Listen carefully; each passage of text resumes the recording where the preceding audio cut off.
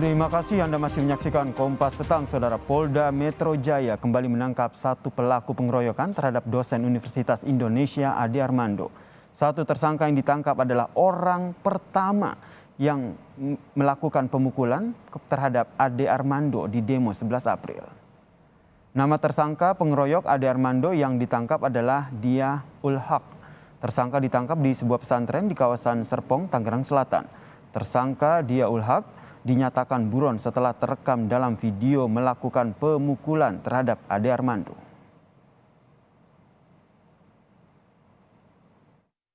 Polda Metro Jaya berhasil menangkap pelaku ketiga terkait dengan kasus pemukulan dan pengeroyokan ini atas nama Dia Ulhaq. Yang bersangkutan kita tangkap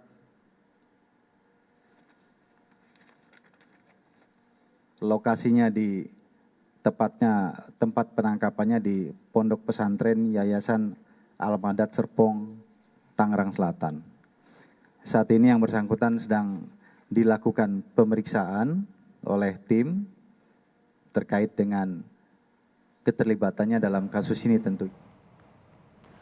Dan ini adalah penampakan tersangka pengeroyok Ade Armando Dia Ulhaq sesaat setelah ditangkap polisi.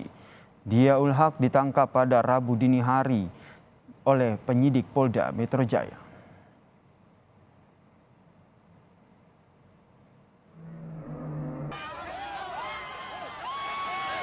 Tersangka Dia Ulhaq adalah tersangka yang merupakan orang yang pertama kali memukul dosen Universitas Indonesia Ade Armando.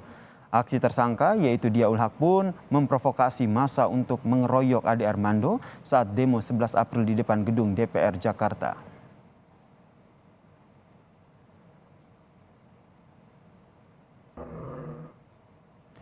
Polisi hingga kini masih mengejar 3 pelaku pengeroyokan Ade Armando yang masih buron, saudara. Identitas ketiganya sudah diketahui, yaitu Ade Purnama, Abdul Manaf, dan Abdul Latif. Polisi menghimbau ketiganya untuk menyerahkan diri sebelum tertangkap.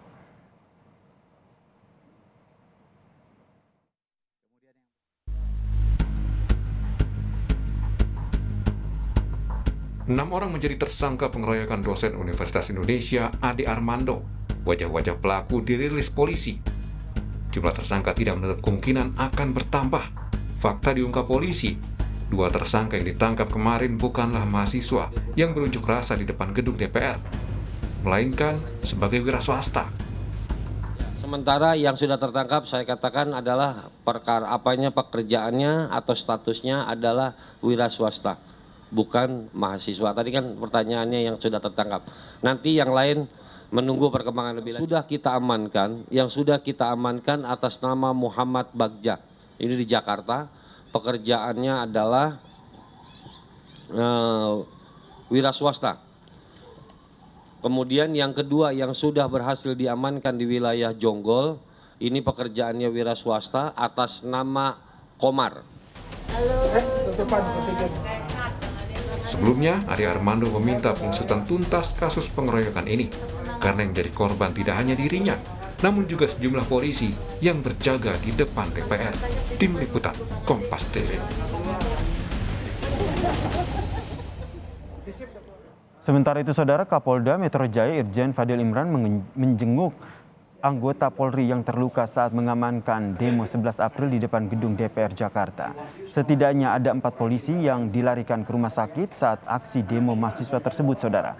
1 korban masih berada di ruang perawatan, sementara kondisi 3 korban lainnya kini sudah mulai membaik.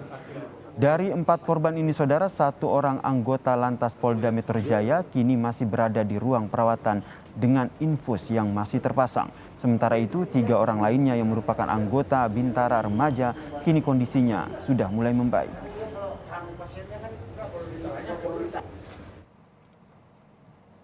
Yang dirawat di Rumah Sakit Kramat Jati ini ada 4 orang yang saat ini sedang dirawat, ya. Di antaranya 1 AKP Irwan, ya, yang tadi di ruang perawatan sudah dijenguk ke Bapak Kapolda dan masih menjalani perawatan. Kemudian ada 3 orang Bintara, ya, Bintara Remaja yang terkena lemparan dan pukulan, kepala. Lebih lengkap terkait dengan penangkapan pengeroyok Ade Armando, sudah ada jurnalis Kompas TV Niputu Trisnanda di Mapolda Metro Jaya. Putu, selain menangkap satu pelaku utama dalam pengeroyokan Ade Armando ini, apa lagi fakta yang terungkap?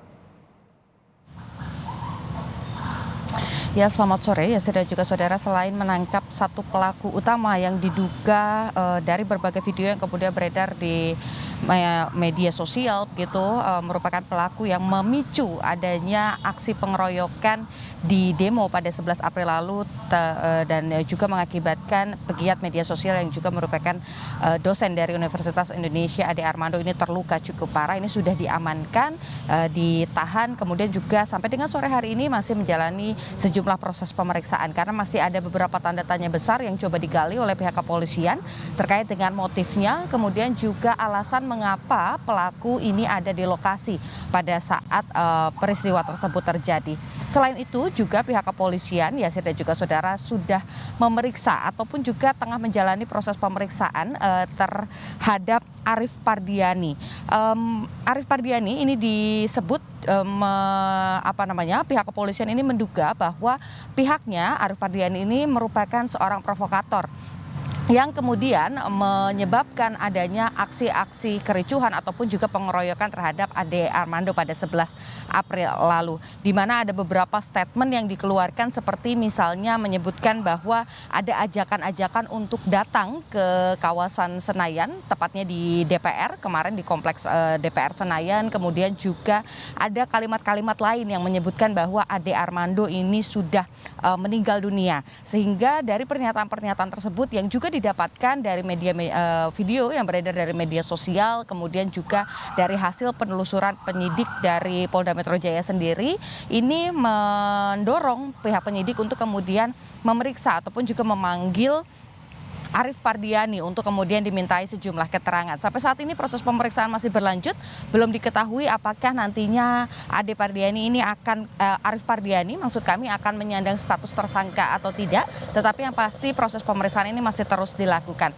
3 orang saat ini dari total 6 orang pelaku yang kemudian menganiaya Ade Armando ini sudah diamankan oleh pihak kepolisian atau ditangkap dan juga menjalani proses pemeriksaan. Masih ada 3 orang lagi yang dicari sehingga total ada 6 orang pelaku dan 1 orang yang diduga kuat merupakan provokator dalam aksi pengeroyokan yang terjadi pada 11 April lalu. Ini masih telusuri lebih lanjut oleh pihak kepolisian apa saja peran-perannya, kemudian motifnya dan lain sebagainya. Ada imbauan dari pihak kepolisian untuk 3 orang pelaku atas nama Ade Purnama, kemudian Abdul Manaf dan juga Abdul Latif ini diharapkan menyerahkan diri kepada pihak kepolisian untuk kemudian mempertanggungjawabkan apa yang dilakukan atau setidaknya memberikan kesaksian dan keterangan terhadap aksi-aksi yang dilakukan kemarin. Karena memang ada sejumlah upaya yang dilakukan oleh pihak penyidik dalam hal ini bukan hanya kemudian melihat dari video-video yang beredar dan juga meminta keterangan dari saksi dan juga korban, tetapi juga pihak kepolisian ini sudah melakukan identifikasi wajah para pelaku ataupun orang-orang yang ada di dalam video tersebut dan dicocokkan dengan dinas kependudukan dan pencatatan sipil atau Dukcapil untuk melihat apakah benar orang tersebut merupakan namanya sudah sesuai, kemudian di mana alamatnya dan lain sebagainya. Jadi diharapkan para pelaku yang sampai dengan saat ini, sore hari ini masih buron, ini diharapkan menyerahkan diri sebelum nantinya dijemput paksa oleh pihak kepolisian. Yasir. Terima kasih jurnalis Kompas TV Niputu Trisnanda atas informasinya dari Mapolda Metro Jaya.